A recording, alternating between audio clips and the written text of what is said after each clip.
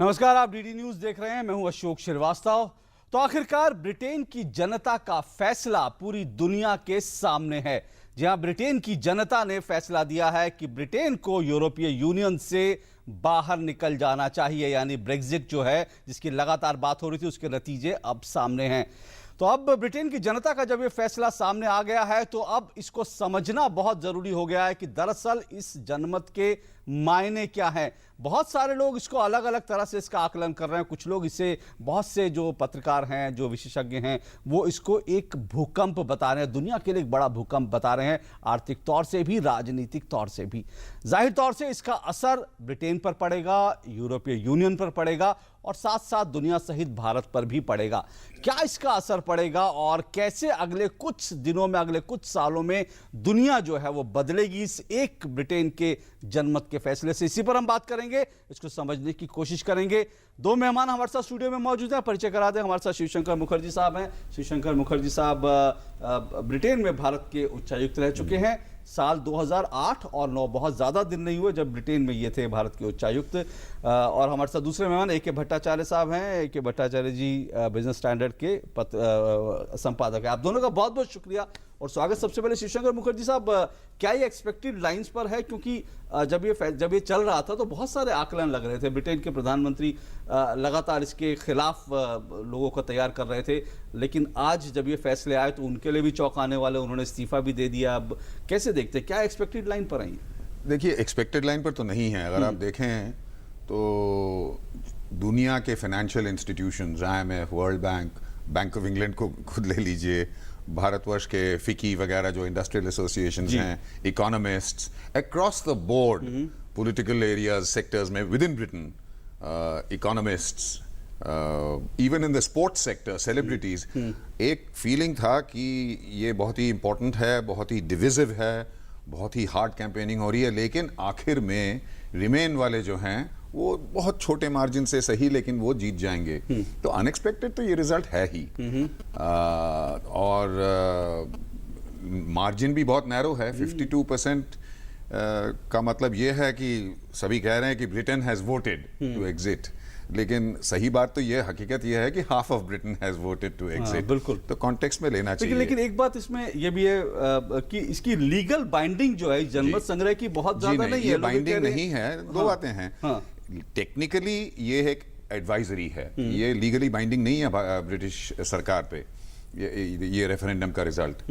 लेकिन जिस तरह से ये रेफरेंडम किया गया है वॉइस ऑफ द पीपल सुनने के लिए, टेक्निकली पार्लियामेंट में पार्लियामेंट अपने वोट के हिसाब से, अपने वोट के जरिए इसको डिसमिस कर सकती है। लेकिन इन एक्चुअल फैक्ट, इन एक्चुअल रियलिटी ये बिल्कुल संभव नहीं होगा। क्योंकि एज डेविड कैमरन सेड, अब पीपल के सामने ये रेफरेंडम रखा, ये कह के कि जो आपका फैसला होगा वो हमारे सर आंखों पे। तो ये तो उन्होंने जो कह दिया वो तो कह दिया कि now Britain is out. Britain is out, not only out, जैसे कमीशन के प्रेसिडेंट ने और दूसरे ऑफिस बेयरर्स ने कहा है, out means out, it is irreversible. ये नहीं है कि 10 साल बाद ब्रिटेन जाए कि हाँ ठीक है ये गलती कर दी थी, या जमाना बदल गया, हम वापस आना चाहते हैं। Out is out, irreversibly out. Out is out, यानी कि ब्रिटेन अब बाहर होगा, इसमें कोई दो राय नहीं। भट्टाचार्य साहब, बाजार ने जिस तरह से रिएक्ट किया है, अगर भारतीय बाजार भी देखे, दुनिया भर के बाजार भी देखे, और उससे लगता है कि वास्तव में एक बड़ा भूकंप जैसा है पूरे बाजार जिस तरह से रिएक्ट कर रहा है। पर क्या ये त्वरित आप मानते हैं कि एक प्रतिक्रिया है, या फिर इसके बहुत लॉन्ग टर्म इफेक्ट आप देखते? दो चीज़ हैं। आपने इसको भूकंप कहा, लग तो ये रहा है कि भूकंप की टाइप ही है कि अगर मार्केट, अगर आप देखें फुटसी जो है वो 8%, 6% गिर गई है। तो नॉर्मली जो डेली मूवमेंट्स होती हैं फुटसी की, वो बहुत ही कम, बहुत स्टेबल इंडेक्स है। भूकंप इसलिए लग रहा है, पहला कारण ये है कि जो पिछले 15 दिन में जो मार्केट पंटस जो थे, मार्केट एक्सपेक्टेशन जो था, वो कह रहा था कि जो रिमेन वाले ज़्यादा आएंगे। तो एक्सपेक्टेशन ये था मार्केट को भी कि ये लीव जो छोड़ने वाले हैं वो जीत जाएंगे। हालांकि 52% जीते हैं, 2% एक्स्ट्रा मिला है उनको, पर तब भी एक्सपेक्टेशन ये था कि ये शायद रिमेन वाले ही जीत जाएंगे। तो उसीलिए जो मार्केट का रिएक्शन जो है बहुत ही एक्सट्रीम रिएक्शन हुआ है। पर अगर आप ब्रिटेन को देखें या यूरोपियन मार्केट को देखें और एशियन मार्केट को देखें, इनका एक जो रिस्पांस जो एक्सटेंट जो है वो डिफरेंट है। अगर आप इंडियन मार्केट्स को देखेंगे तो उनके सुबह का जो मार्केट का जो फॉल था वो 1000 पॉइंट्स का था। जी। By the time the market that is closed वो कम होकर 600 पॉइंट में आ गया है। तो एक एशियन मार्केट में एक रिकवरी का ट्रेंड देख रहे हैं हम। क्या वजह है इसके पीछे? वजह यह है कि जो इंडियन जो एशियन जो इकोनॉमीज जो हैं उनकी जो ईच इंडिविजुअल मार्केट की जो एक ब्रिटेन के बाहर जाने के बाद या जो ग्लोबल सिचुएशन जो बदल जाएगी उसका रिस्पांस डिफरेंट टाइप का होगा। दो कारण है। पहली बात तो यह है कि अगर मान लीजिए ब्रिटेन यूरोप से बाहर जाता है, और हालांकि ये पहले नहीं होगा, 2 साल लगेंगे अभी जाने के लिए, तो टाइम है अभी, टर्मोइल चलती रहेगी। यूएस फेड इंटरेस्ट रेट इतनी जल्दी कम बढ़ाने की कोशिश नहीं करेगी इसके बाद। कमोडिटी मार्केट इतनी ज़्यादा ऊपर नहीं जाएगी। Most Asian markets including India is a commodity importer.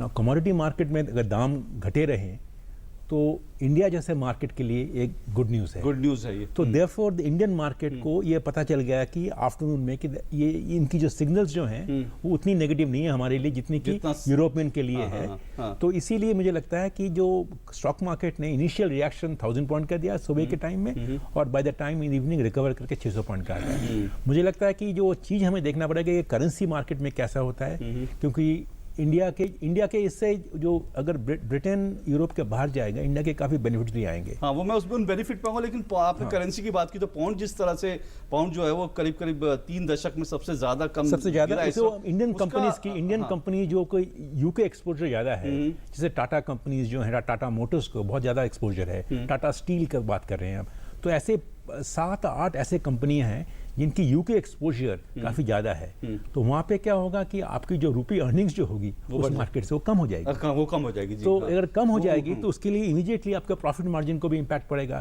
इसीलिए अगर आप शेयर मार्केट को देखेंगे, ऐसे स्टॉक्स जो हैं जिनकी यूके एक्सपोजर ज़्यादा है उनमें काफ़ी धक्का पहुँचा है। तो इसका कोई मतलब एक general across the board message या लेसन हम नहीं ले सकते। अनसर्टेनिटी तो ज़रूर आएगी।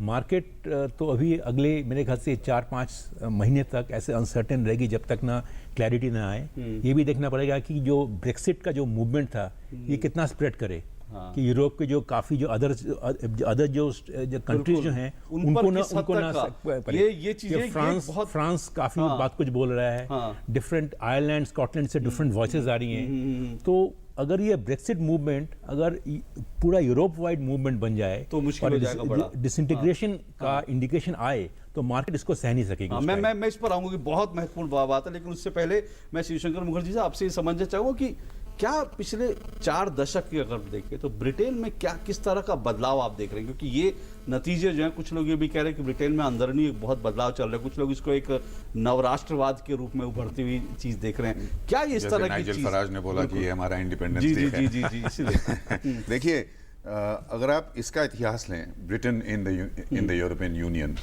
तो पहले और दूसरे एप्लीकेशन पे फ्रांस ने, चार्ल्स डिगॉल ने एक फेमस नो बोल दिया था, नहीं। 1975 में under a conservative government, Edward Heath, application माना गया। तब से ब्रिटेन यूरोपियन यूनियन के अंदर है। दैट इज टू से जब European common market European economic community बनी, 6 से 9 बनी, यूरोपियन इकोनॉमिक कम्युनिटी से फिर यूरोपियन यूनियन बनी, और आज वो 28 है। पहले कुछ सालों में से लेके आज तक यूरोस्केप्टिसिज्म जिसे कहते हैं, एक अनईजी सा रिलेशनशिप ब्रिटेन का यूरोपियन यूनियन से रहा है, इसमें कोई शक नहीं है। कभी थोड़ा कम होता है, कभी थोड़ा ज़्यादा होता है।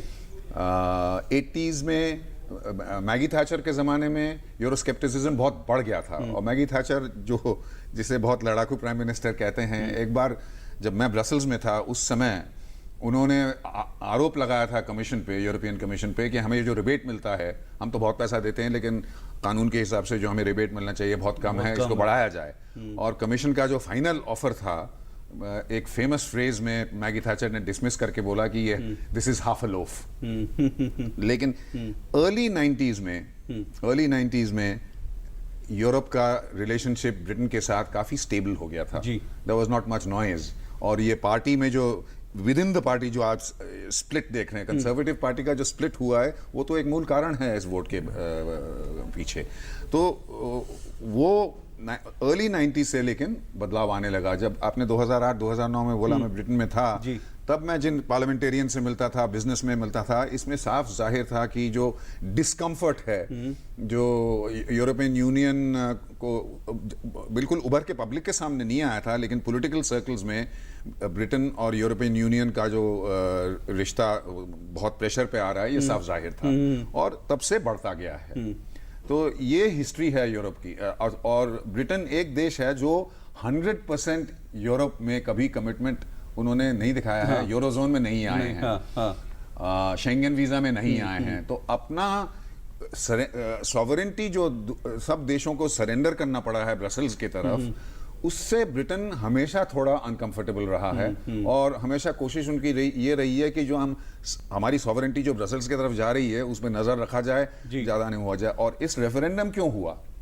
डेविड कैमरन ने बोला कि हमें यूरोप में रहना चाहिए, वही सारे आर्ग्यूमेंट्स जो कैंपेन में थे। लेकिन जो लोग इसके खिलाफ हैं, मैं उनको आश्वासन देता हूं कि मैं ब्रसेल्स जा रहा हूं और नहीं लेके नहीं आऊंगा, रीनेगोशिएट करके टर्म्स लेके आऊंगा और आपके सामने रखूंगा। उन्होंने रीनेगोशिएट किए, कुछ उनको कंसेशंस मिले भी, इवन ऑन इमिग्रेशन इश्यूज, जिसको लीव वालों ने सेंट्रल इशू बना कर रख दिया था। ये तो मैं कहता हूं जो भय की राजनीति।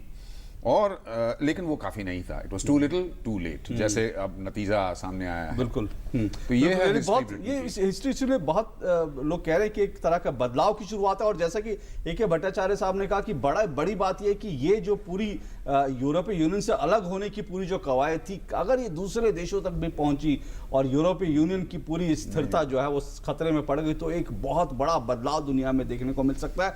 ब्रिटेन की खुद की एकता भी जो है खतरे में है, ऐसा कुछ लोग मानते हैं। और साथ साथ भारत पर इसका क्या इंपैक्ट पड़ेगा, इस पर भी बात करेंगे, पर इस ब्रेक के बाद।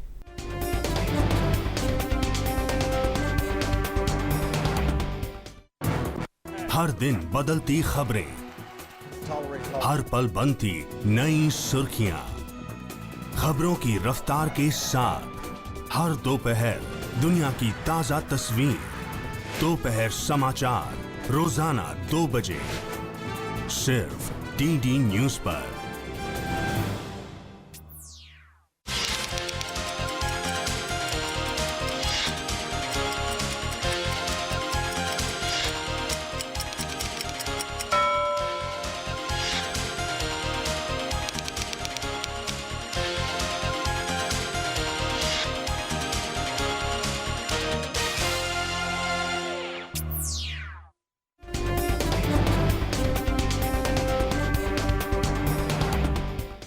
इस विशेष कार्यक्रम में आपका एक बार फिर से स्वागत है। इस वक्त हम बात कर रहे हैं ब्रेक्जिट की, बात कर रहे हैं ब्रिटेन ने जिस तरह से जनमत के नतीजे जो ब्रिटेन के सामने आए हैं उसका क्या इंपैक्ट पड़ेगा, क्या उसके दूरगामी परिणाम होंगे भारत पर, ब्रिटेन पर, यूरोपीय यूनियन पर, दुनिया पर। इसको हम समझने की कोशिश कर रहे हैं। 2 मेहमान हमारे साथ बने हुए हैं। हमारे साथ शिवशंकर मुखर्जी साहब जो कि ब्रिटेन में भारत के पूर्व उच्चायुक्त रह चुके हैं, और अशोक कुमार भट्टाचार्य जी हमारे साथ जुड़े हुए हैं। अशोक कुमार भट्टाचार्य जी बिजनेस स्टैंडर्ड के संपादक हैं। भट्टाचार्य जी, जो आपने एक बात कही कि भाई एक खतरा जो है इस वक्त सबसे बड़ा ये है कि यूरोपीय यूनियन में, क्योंकि अब कई देशों में इस तरह की बात हो सकता है उठने लगे, और जो खासकर शक्तिशाली देश, अभी आवाज नहीं उठी, लेकिन कुछ लोग मान रहे हैं कि अगर जर्मनी जैसे देश भी अगर ये बात सोचने लगे और अलग होने लगे तो फिर शायद यूरोपीय यूनियन का पूरा अस्तित्व संकट में पड़ जाएगा। तो क्या दुनिया पर इसका इम्पैक्ट देखते हैं? देखिए, मैं ये नहीं कह रहा कि ये होने वाला है। हाँ, मैं ये सब ये कह रहा हूँ कि एक ग्लोबल ट्रेंड जो है, एक nationalism trend, anti globalisation trend, चारों ओर आप देखेंगे। अगर आप यूएस में भी जाएंगे, जो इलेक्शन डिबेट डोनाल्ड ट्रंप साहब की बात चल रही है, ब्रिटेन का भी जो इश्यूज जो मुद्दा उठाया था, इवन अगर आप देखें एशियन के कंट्रीज के भी, इंक्लूडिंग हमारे भारतवर्ष में भी, ये एक नेशनलिज्म का एक दौर चला है। वो मुझे लग रहा है कि काफ़ी अपीलिंग लग रहा है, और स्पेशली अपीलिंग तब होता है, इसके साथ लिंक रहता है इकोनॉमिक डिस्ट्रेस। 2007 के बाद, फाइनेंशियल डिस्ट्रेस के बाद, ये जो रिकवरी जो हुई है बहुत स्लो एंड अनस्टडी रिकवरी हुई है, सस्टेनेबल रिकवरी अभी तक नहीं हुई है। कमोडिटी मार्केट के प्राइसेस फिर गिर गए हैं, उससे काफ़ी कमोडिटी एक्सपोर्टिंग कंट्रीज उनका हालत ख़राब है, खस्ता है। स्टॉक मार्केट रिकवरी बहुत ही फ्रेजाइल है। जो ग्लोबल रिकवरी जो है 3% की बात कर रहे हैं अब, उसका भी एक डाउटफुल सवाल आ गया है। तो इस इकोनॉमिक सिचुएशन में मुझे लगता है कि ये मूवमेंट अपनी देश सॉवरेंटी क्यों हम दे देंगे एक ग्लोबल ट्रेडिंग ब्लॉक में या एक लार्जर ग्रुपिंग में। तो मुझे लगता है कि इसमें एक काफ़ी एक प्रोवोक करते हैं, एक political forces also get stronger. तो डर यही है कि अगर ब्रेक्सिट को देखकर कि ब्रेक्सिट हैज सक्सीडेड, उसको देखकर अदर फोर्सेस जो अभी तक डॉर्मेंट थी, सोई हुई थी, वो न जग जाए। तो वो और ये फोर्सेस, और अगर आप अटलांटिक ओशन के उस तरफ देखेंगे अमेरिका में क्या हो रहा है, वहाँ पे भी ऐसी चीज़ें उठ रही हैं कि इमिग्रेशन को बंद कीजिए, इसको बंद कीजिए। नाउ यूके में भी immigration became the biggest issue in this entire Brexit debate. कल तक जो लोग बंद कमरों में और बहुत कम तादाद में बात करते हैं, वो ओपनली जो है डिबेट का विषय बनने लगा है। तो ये जाहिर तौर पर इसी मुझे लग रहा है कि इसका एक शंका जो है, इसको हमें एकदम रूल आउट नहीं कर सकते। कितना खतरा आप देखते हैं शिवशंकर मुखर्जी साहब, क्योंकि यूरोपीय यूनियन पर कितना बड़ा खतरा देखते हैं? इस तरह की चीजें अगर और देशों में भी शुरू हो गई तो फिर उसके पूरे अस्तित्व पर संकट पड़ जाएगा। देखिए, अशोक ने बिल्कुल सही कहा कि ये जो उभर के एक चीज आ रहा है, नेशनलिज्म और अल्ट्रा नेशनलिज्म, इसका एक चेन सा है, एक लिंक है। नेशनलिज्म, अल्ट्रा नेशनलिज्म तब बढ़ता है जब इकोनॉमिक डाउनटर्न होता है। लोग देखते हैं कि हमारी नौकरियां जा रही हैं, middle class, lower middle class, blue collar workers वगैरह जो थोड़ा मार खा रहे हैं, स्क्वीज हो रहे हैं, जो हर रोज सुबह उठते हैं और देखते हैं कि उनकी हालत थोड़ी खराब है और कुछ फ्यूचर में कुछ होप भी नहीं देख रहे हैं जी। उस समय आई कॉल इट डर्टी पॉलिटिक्स, भय का राजनीति उभर के आता है। नेशनलिज्म की ये कि देखिए आप, ये जो आपकी स्थिति है इसका कारण इमिग्रेशन है, ये बाहर से जेनोफोबिया, इसका बुनियादी एक एम्युनिशन बन जाता है। ये लोग आ रहे हैं, ये लोग आपकी नौकरियां ले जा रहे हैं, एक तिहाई तनख्वाह पे काम करने को तैयार हैं, तो देश का सत्यानाश हो जाएगा, हमारा कल्चर टूट जाएगा। This is the message the Brexit वालास give. It was, I call it the politics of the gutter. एक उनका जो नाइजल फराज का लेटेस्ट पोस्टर था, वो एक ब्रिटेन के आइलैंड का मैप, उसके सामने सीरियन रेफ्यूजी सीरिया तक जा रहे हैं जी। और आज के उसमें ये जो प्रोपेगेंडा है कि जेनोफोबिया है और इमिग्रेशन को जो सेंट्रल इशू बना दिया, ये रेजोनेट करता है, क्योंकि हालत, जैसे इन्होंने बोला, हालत खस्ता है इन देशों का। रिकवरी 2008 के फाइनेंशियल सुनामी के बाद उतनी जल्दी नहीं हो रहा है। तो साथ साथ इमिग्रेशन के साथ साथ सिर्फ नौकरियां नहीं, नौकरियां तो सबसे इंपॉर्टेंट पॉलिटिकल इशू हैं जी। इमिग्रेशन के साथ वो जॉब्स का भी इशू जुड़ा हुआ है, लेकिन एक और डेंजरस मामला जुड़ गया है जो इन्होंने अच्छी तरह यूज किया, कि सिर्फ इमिग्रेशन नौकरी की आपके जॉब्स के लिए नहीं, उसके साथ साथ ये जो मिलियंस आएंगे वहां से, उनके साथ टेररिस्ट भी होंगे। ये टेररिज्म भी आप इंपोर्ट कर रहे हैं, इसलिए। और इसको हम रोक सकते हैं अपने बॉर्डर्स पे, लेकिन हम रोकना चाहिए हमको बॉर्डर्स पे, लेकिन हम नहीं रोक सक रहे हैं। क्यों? क्योंकि यूरोपियन यूनियन हमें करने नहीं देता, तो यूरोप से निकलिए। और ये जो भय का पॉलिटिक्स है, fear, populism, this resonated more than, जब इकोनॉमिक आंकड़े आप सामने रख रहे हैं कि ब्रिटेन में ये हो जाएगा, आप स्टेटिस्टिक्स दे रहे हैं, जॉर्ज ऑसबॉर्न कह रहे हैं कि आपका 4000 पाउंड साल में कम हो जाएगा इनकम, ये कोल्ड स्टेटिस्टिक्स हैं, इनका उतना ज्यादा प्रभाव नहीं होता एक अनडिसाइडेड स्कैर्ड पॉपुलेशन में, जितना कि दूसरा एक भय का राजनीति के वजह से जो प्रभाव होता है। एक चीज और क्या एक आपने यूरोप के ऊपर जो पूछा, उसका क्या खतरा है, मेरे ख्याल से उतना खतरा नहीं है। यूरोस्केप्टिसिज्म का जो हिस्ट्री है ब्रिटेन का, दूसरे देशों में उतना नहीं है। अभी तक सिर्फ एक उदाहरण था, ग्रीनलैंड व्हेन इट लेफ्ट, वो भी क्योंकि ग्रीनलैंड एक प्रोटेक्टरेट था डेनमार्क का, उसका एक छोटा सा एबरेशन था, उसको हम एग्जाम्पल नहीं ले सकते।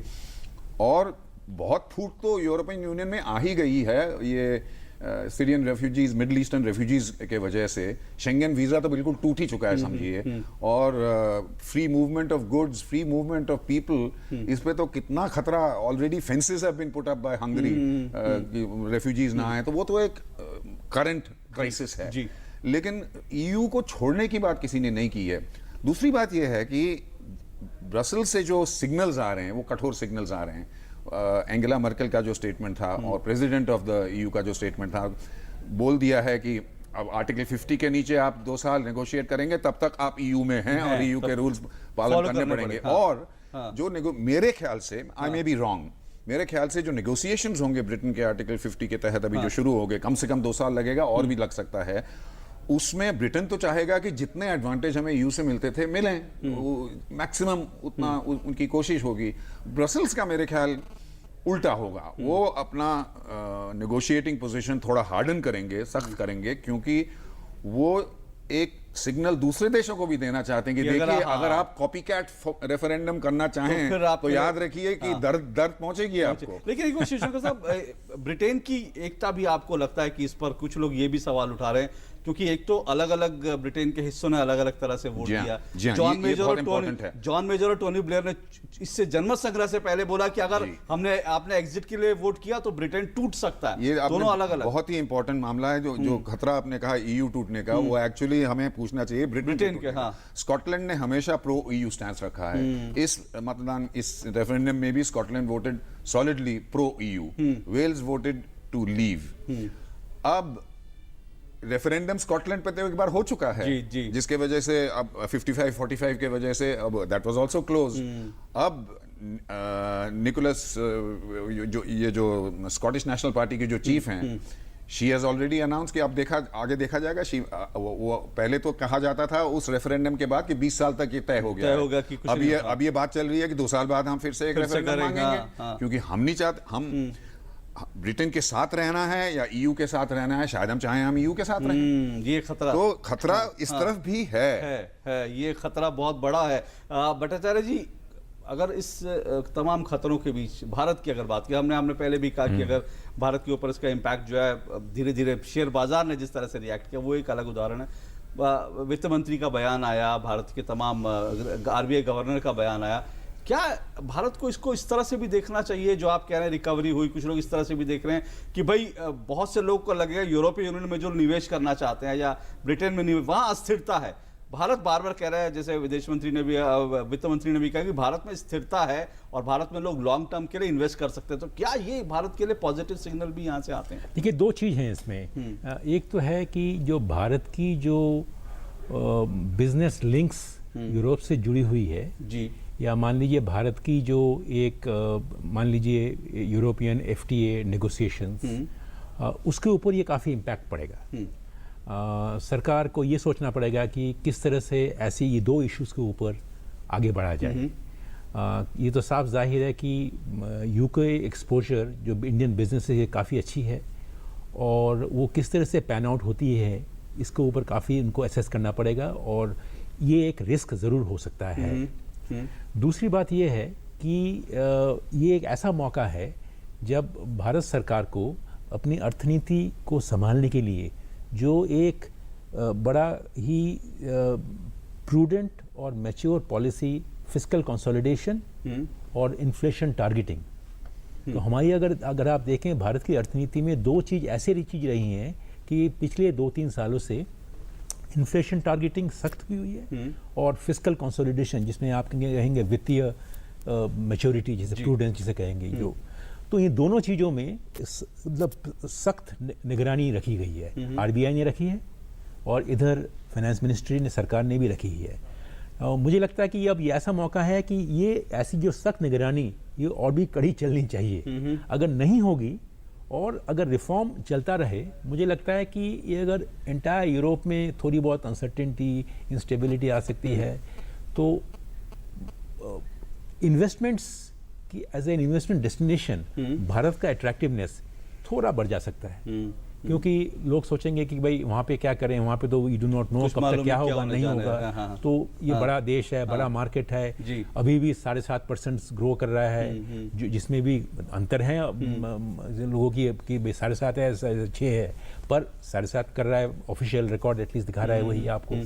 तो ग्रोइंग मार्केट है, तो शायद हम एक मौका देख सकते हैं उसमें कि ज़्यादा इन्वेस्टमेंट हो। FDI सतर्क रहने की ज़रूरत है, क्योंकि नीतियों की अगर रदल बदल हो, कि अगर हम सोचें कि भाई फिस्कल कंसोलिडेशन ठीक नहीं, जैसे कि एक FRBM कमेटी बैठी हुई है कि फिस्कल डेफिसिट को हम रेंज बना दें, जिससे कि अब कोर्ट राजन साहब चले जा रहे हैं, इन्फ्लेशन टारगेटिंग में थोड़ी बहुत कमोवेश हो जाए, असेसमेंट, इंटरेस्ट रेट घटाने की बढ़ाने में जो एक रिस्क होता है उसको प्रॉपर्ली एसेस ना किया जाए, तो मुझे लगता है कि सरकार के लिए एक ऐसा मौका है कि ये एक अच्छी अपॉर्चुनिटी है, पर सतर्क रहना पड़ेगा। बहुत संक्षेप में शिवशंकर मुखर्जी साहब, इस पूरे घटनाक्रम के बाद यूरोपीय यूनियन और ब्रिटेन के साथ भारत के कूटनीतिक राजनीतिक रिश्तों पर क्या असर आप देखते हैं? दूसरी बात, आर्थिक संबंध, क्योंकि ब्रिटेन ईयू के साथ एफटीए के लिए भारत का सबसे बड़ा, एक तरह से कह सकते हैं कि समर्थक देश था, तो भारत कम से कम ब्रिटेन के साथ एफटीए कर सकता है, यूरोपीय यूनियन के साथ तो अभी नेगोशिएशन नहीं चल रहा। देखिए,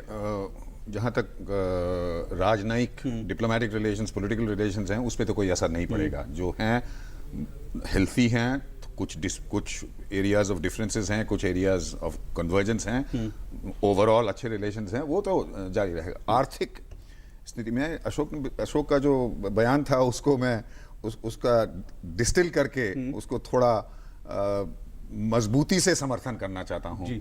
देखिए, ये भारतवर्ष के बिजनेस पर मेरे ख्याल से, मैं माइनॉरिटी को सपोर्ट करता हूँ। मेजॉरिटी कमेंट जो मैंने देखा मीडिया में, दूसरे एनालिस्ट का, विशेषज्ञों के, फिकी का, कि बड़ा प्रभाव पड़ने वाला है, नेगेटिव इम्पैक्ट होने वाला है, वगैरह वगैरह, वोट के पहले भी ऐसे स्टेटमेंट्स आए थे, मेरे ख्याल से बिल्कुल गलत है। 2-3 कारण जल्दी से बता देता हूँ।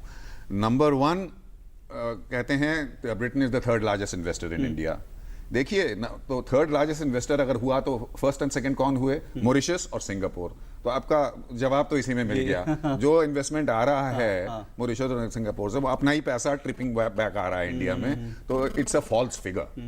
ओके, और उसमें खास फर्क आने वाला नहीं है। ब्रिटेन में इम्पैक्ट होगा थोड़ा, शायद इस पे इम्पैक्ट होए, लेकिन ओवरऑल हमारा जो मैक्रो इकोनॉमिक सिचुएशन है तो काफी हेल्थी हो गया है। फिस्कल, जैसे इन्होंने बोला, fiscal deficit, revenue deficit, foreign exchange reserves healthy हैं, तो फंडामेंटल स्ट्रांग है। 2008 का सुनामी भी हमने अच्छी तरह संभाल लिया था। नंबर 2, नंबर 3, उदाहरण दिया जाता है, मिसाल दिया जाता है कि 800 इंडियन कंपनीज जो हैं ब्रिटेन में, उन पर बड़ा प्रभाव पड़ने वाला है। देखिए, कुछ कंपनियां जो हैं, जैसे टाटाज का इन्होंने नाम लिया, कुछ और भी हैं, they are organised, well organised, good companies, जिनका जो प्रोफेशनल हैं, और